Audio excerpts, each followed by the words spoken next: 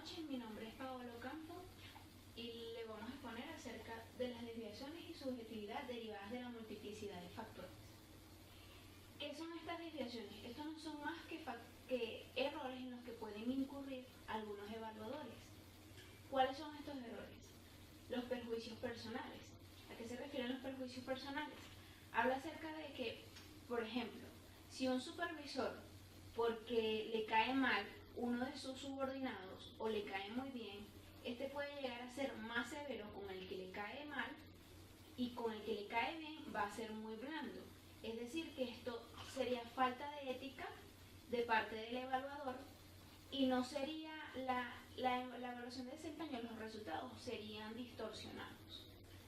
En el efecto de acontecimientos recientes, como su misma palabra lo dice, los acontecimientos recientes se refieren a que, por ejemplo, si un empleado siempre ha sido puntual, pero en la última semana ha llegado impuntual por el factor clima, por el factor del problema de transporte, si solamente se le toma en cuenta esa semana a la hora de la evaluación de desempeño, esa evaluación va a ser desfavorable, lo cual no debería de ser, porque en el pasado le ha demostrado responsabilidad. La tendencia central. Hay algunos evaluadores que no les gusta poner calificaciones muy altas ni tampoco muy bajas, lo cual representa un problema a la hora de promediar todos los resultados. También está el efecto halo o aureola, que tiene que ver con que una determinada cualidad de una persona influenciará por completo su evaluación de desempeño. ¿Cómo así? Por ejemplo, si Juan siempre ha sido un empleado que se mantiene con buena presencia y tiene buena apariencia, si solo basamos la evaluación de desempeño en ese aspecto y en esa cualidad que es excelente en él, la evaluación será muy favorable. Pero si no se toma en cuenta las otras cualidades como la confidencialidad, la confiabilidad, qué tan discreto es esa persona, porque no solamente la apariencia tiene que ser evaluada.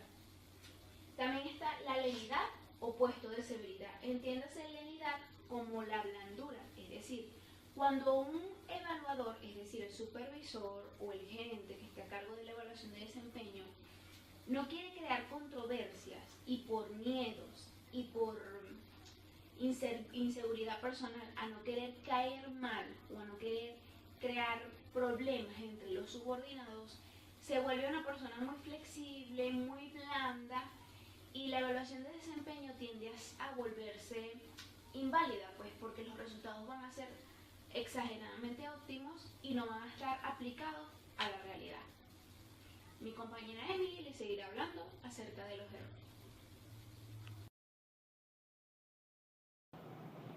Buenas tardes, continuando con lo antes expuesto, tenemos que los efectos contrastes, estos tienden a ser una tendencia que implica que la evaluación del subordinado queda afectada por la evaluación u observación previa de rendimiento de otra persona que se evalúa.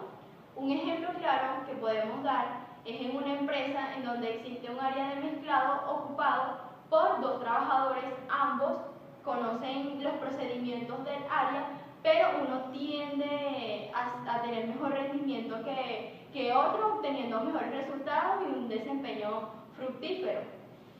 Tenemos también lo que es el efecto contagio, que nos habla que es la influencia de las evaluaciones pasadas en la presente. Un ejemplo es cuando se hace un estudio constante de un área o puesto de trabajo, midiendo el nivel de rendimiento que ha tenido ese trabajador en dicha área, al transcurrir el tiempo donde el margen de error debe ser cada vez minucioso o simplemente no debe existir. Tenemos el error de semejanza, que es cuando el evaluador califica de forma positiva a quienes percibe que se parecen a él. Un ejemplo que podemos dar es un analista administrativo que es ascendido a otro puesto de trabajo y el puesto que ocupaba queda vacante. La empresa opta por buscar a una persona capacitada para ocupar dicha área o simplemente la misma persona se encarga de realizar lo que es la entrevista para encontrar a la persona idónea, identificándose con él o ella. Tenemos los logros pasados que con ella incluyen un excelente historial de un empleado que puede proyectarse sobre el presente. Un ejemplo es cuando un empleado llega a una empresa, es con la intención de crecer, de superarse como persona a nivel personal y también profesional, siempre proyectándose hacia un futuro. Un ejemplo que podríamos dar es cuando observamos un empleado que pasa a ser de asistente administrativo a gerente de recursos humanos, o también de jefe de evaluación a director, entre otros cargos que también pueden desarrollarse. La excelencia y éxito, estas serán logradas a través del área que se están desempeñando que tenga la empresa, y así lograr un excelente historial que sea su mejor carta de presentación para sus próximos empleos. Tenemos por último la autocomparación. Si la persona no realiza el trabajo tal y como lo realizaba el jefe, obtendrá menos calificación. Un ejemplo que podemos dar acerca de la autocomparación es un caso acorde que tenemos, es por ejemplo, una institución educativa, que el cargo de jefe de evaluación con el cargo de director, ambos ocupan cargos distintos, pero conocen el departamento de control de estudio y de evaluación. Incluso el director es quien entrena y enseña al encargado de área, es decir, al jefe de evaluación, de enseñarle sus funciones, de entrenarlo y de instruirlo en aquellas funciones que esa persona debe cumplir. Muchas gracias, mi nombre es Emily Queral. Buenas tardes, mi nombre es Silvia Lealiano. Nosotros somos el grupo número 4 y le vamos a hablar sobre la comunicación de los resultados a los interesados. Primero que todo vamos a empezar, ¿qué es la comunicación y qué resultados nos referimos? Nos referimos a la evaluación del cargo. Esto es muy importante en el Departamento de Recursos Humanos. ¿Por qué? Porque aquí podemos evaluar el desempeño de los trabajadores dentro de la organización. Las recomendaciones, preparar bien las entrevistas. ¿Para qué? Para que tanto el empleado o el entrevistado como el entrevistador se puedan sentir cómodos y acorde a la situación. La introducción. Esto quiere decir que el entrevistador, con el entrevistado le debe dar las pautas a seguir. No puede haber interrupciones, tiene que haber un lugar amplio para sentirse bien. En el desarrollo, ya ahí viene qué método va a utilizar el entrevistador para hacerle la evaluación de desempeño o de cargo al dicho empleado. Luego de esto se puede hacer bimestral, semestral o anualmente. Eso es dependiente de la organización. Claro está que cuando se hace bimestralmente, esto se refiere de un método informal, tanto como el supervisor inmediato al trabajador. Es para saber cómo va en su día a día, si está cumpliendo las metas.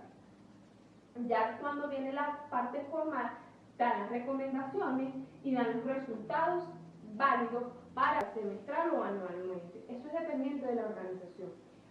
Claro está que cuando se hace bimestralmente, esto se refiere de un método informal, tanto como el supervisor inmediato al trabajador. Es para saber cómo va en su día a día, si está cumpliendo las metas. Ya cuando viene la parte formal, dan las recomendaciones y dan los resultados válidos para la organización.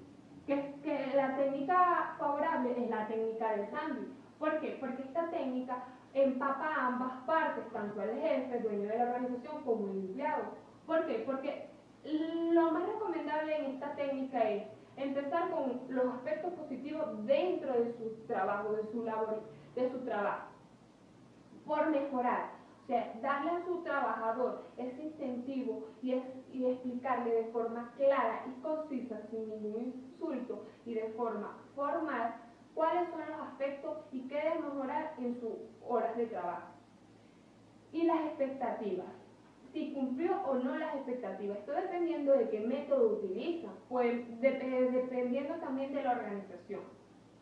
El plan de acción. Luego de esto es recomendable, después de darle las notas o la evaluación a cada empleado, porque Es por ley que le deben de entregar dicha evaluación, tanto uno para la organización como para el empleado. Las nuevas metas. ¿Cuáles son sus nuevas metas dentro del próximo periodo de la organización? El plan de acción. Luego de esto es recomendable, después de darle las notas o la evaluación a cada empleado, porque es por ley que le deben de entregar dicha evaluación, tanto uno para la organización como para el empleado. Las nuevas metas. ¿Cuáles son sus nuevas metas dentro del próximo periodo a cumplir? Tenerlas claras ambas partes. ¿Para qué? Para que cuando se vuelva a ocurrir la evaluación el próximo periodo, puedan tenerlas claras y pueda ser mejor la comunicación. Esta comunicación tiene que ser cuando el entrevistador tiene que ser objetivo, formal y explicarse bien al trabajador. Y el cierre es darle y explicarle todas las cosas que deben de hacer.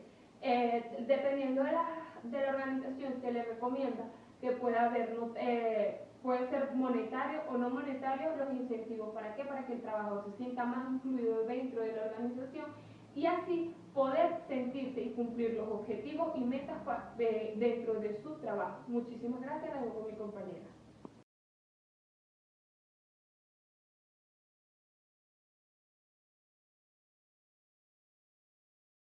Y a mí me toca hablar sobre la utilización de los resultados. El primer punto a tratar son las retribuciones. Este permite incorporar el factor motivación. Está la formación. Este detecta necesidades para la formación. La adecuación de puesto o personal. Este ayuda a alinear y diferenciar y socializar. El análisis de potencial. Este detecta competencias adicionales que el empleado puede aportar a la empresa. Y por último, el comportamiento organizacional. Este detecta la motivación, la satisfacción, el clima y la comunicación. Seguidamente está la valoración del personal. Definitivamente, la valoración del personal le da forma a los objetivos para lograr una optimización. Los mismos que deben construir decisiones en el presente para mejorar el futuro de cualquier organización. Con todo esto se llega a que los resultados de una evaluación de desempeño o de valoración de personal es muy importante, ya que al trabajador se le dan a conocer las metas que tienen que lograr en un cierto periodo de tiempo, dependiendo de la organización, si lo hacen a un corto, mediano o largo plazo, teniendo en cuenta que estos deben desenvolverse en su puesto de trabajo y utilizando los métodos, bien sea el de barrera, el de 360, el método que mejor le convenga a la empresa, entre otros. Con esto se logra que los resultados que salgan de dicho método de cada trabajador, saber si el trabajador es eficiente y eficaz en su puesto o cargo de trabajo y si de verdad está cumpliendo con las metas y objetivos de la organización. Con los resultados de estos métodos, dependiendo de cómo se obtenga la información, es necesaria darle una motivación tanto monetaria como un cuadro de honor para cada empleado y así mantenerlos incentivados.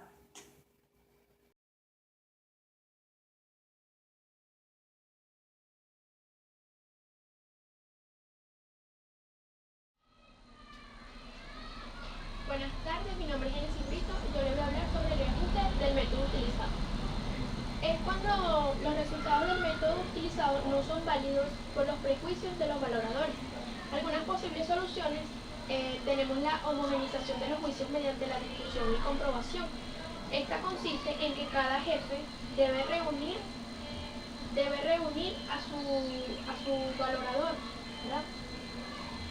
Para de esta forma comparar sus respectivas valoraciones, eliminar los errores de interpretación que contengan y las discordancias en los criterios según sus prejuicios, ¿verdad? Otro método es el método de homogenización de los juicios, el método media aritmética. Esta consiste en que cada empleado se le suman los puntos que el valorador le ha asignado.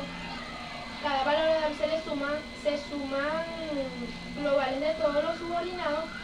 El resultado se divide en el total obtenido por el número de subordinados y de esta forma se obtiene la media del juicio por cada valorador. Una vez ya todo eso, la media se le da el valor 0 y por último se calcula el desvío estándar de cada trabajador y el resultado se divide por el valor de la desviación estándar. Muchas gracias.